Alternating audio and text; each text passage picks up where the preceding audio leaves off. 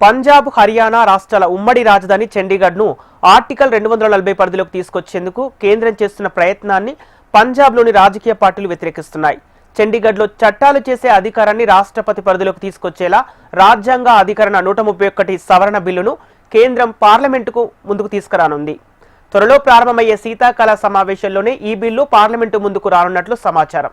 ఈ నేపథ్యంలో బిల్లును ఆమ్ ఆద్మీ పార్టీ, కాంగ్రెస్, అకాలీదళ్ తీవ్రంగా వ్యతిరేకించాయి. పంజాబ్ సీఎం భగవంత్ మాన్ సింగ్ పంజాబ్ రాజధానిని లాక్కోవటానికి కేంద్రం ప్రయత్నిస్తుందని ఆరోపించారు.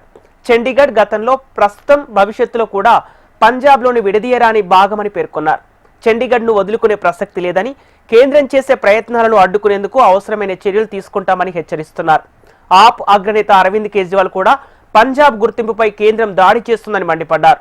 నియంతృత్వ ఎదుట పంజాబ్ ఏనాడు తలవంచలేదని చరిత్ర చెబుతోందని పేర్కొన్నారు.